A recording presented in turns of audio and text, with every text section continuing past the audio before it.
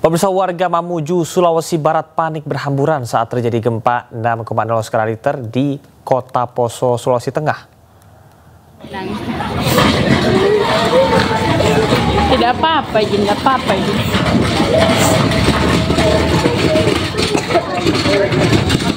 Menurut data BMKG, gempa terjadi 70 km barat daya Kota Poso pada pukul 20:06 waktu Indonesia Tengah.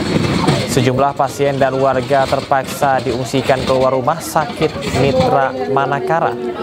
Bahkan pasien yang tengah diinfus pun terpaksa dibawa keluar oleh petugas.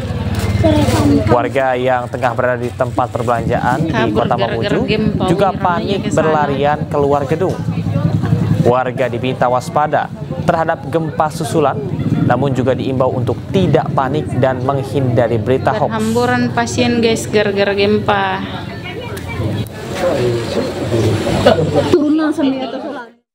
Dan pemirsa, untuk mengetahui kondisi terkini terkait dengan gempa di Sulawesi Tengah, kita sudah terhubung dengan Daryono, Direktur Pusat Gempa Bumi dan Tsunami BMKG. Selamat malam, Pak Daryono.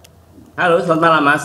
Baik, Pak Daryono, bisa Anda jelaskan bagaimana kondisi saat ini ataupun juga apa yang terjadi di Poso? Karena ini gempa yang cukup besar, 6,0 magnitudo. Iya, jadi update terakhir itu BMKG mencatat adanya 12 aktivitas gempa susulan. Ya, dari aktivitas tersebut kita mencatat gempa susulan terbesar itu 4,9, Mas. Dan ini dirasakan masyarakat. Kemudian 4,5 juga dirasakan, namun yang terkecil itu hanya 2,4. Namun demikian, karena masyarakat panik dan lampu juga mati di daerah tersebut, maka kita sulit mendapatkan laporan update dampak gempa dan makroseismik terkini, Mas. Namun demikian, kita terus memantau data kami dan terus kita analisis, dan kita sambil mengontak BPBD Poso untuk bisa mendapatkan update dampak gempa terkini. Oke. Nah, kalau ya. Baik, Pak Daryono, ini sempat kami lihat bahwa informasi terakhir ini tidak, BMKG menyebut bahwa tidak ada potensi tsunami. Namun, apakah Anda bisa jelaskan kembali adanya potensi ke depannya apabila gempa susulan terjadi? Ya, jadi memang kawasan ini kan darat ya, epicenternya itu, sehingga tidak memungkinkan terjadi tsunami. Bahkan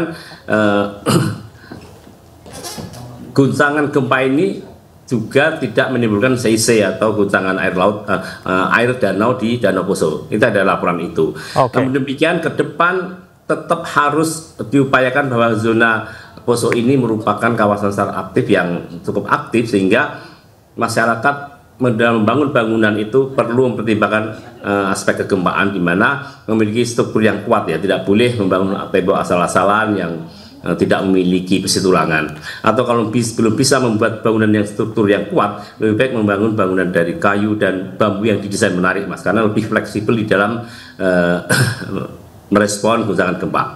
Baik, Pak Daryono, Anda tadi sampaikan bahwa di sekitar Sulawesi Selatan ini juga cukup kuat sistem sesar aktifnya. Apakah itu juga menjadi salah satu hal atau pertimbangan agar masyarakat lebih berhati-hati dan waspada? Benar sekali, Mas. Bahkan di BMKG itu kita memiliki kegiatan sekolah lapang gempa, di mana kita hadir di pemerintah kabupaten, dan kita juga datang tidak hanya ke stakeholder tapi juga ke sekolah-sekolah yang kita namai program BMKG Ghost to School itu, mengenalkan potensi sumber gempa di tempatnya masing-masing, kemudian juga kita mengenalkan cara selamat saat terjadi gempa, sehingga masyarakat akan paham cara selamatnya. Baik, Pak Daryono, kami izin konfirmasi, artinya untuk titik pusat gempa ini adanya di darat bukan di laut ya, Pak Daryono?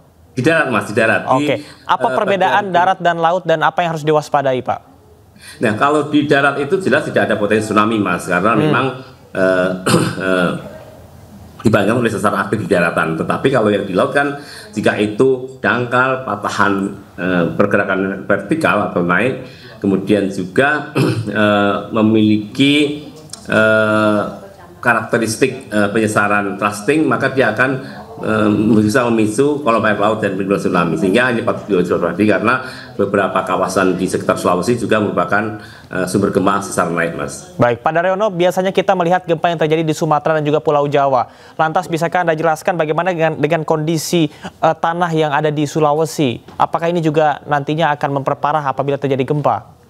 Nah, kalau kita melihat untuk kawasan di Poso ini, Mas, kawasannya itu perbukitan keras ya. Tampaknya memang gempa itu kan kalau terjadi di dataran aluvial yang tanahnya lunak, dia akan mengalami perbesaran gempa atau amplifikasi. Tetapi kalau di batuan keras dia akan mengalami deamplifikasi atau peredaman, sehingga apa yang terjadi di Poso ini karena memang kawasannya batuan keras diharapkan akan teredam, dan kita belum bisa mendapatkan informasi terkini. Namun demikian tadi ada laporan adanya rumah rusak ringan dan hamburan barang-barang di supermarket, Mas. Pak Daryono, terima kasih atas penjelasan Anda yang sangat mudah dimengerti oleh masyarakat, dan kita harapkan bahwa gempa susulan tidak terjadi dan masyarakat bisa tetap selamat. Terima kasih, Pak Daryono. Terima kasih, Mas.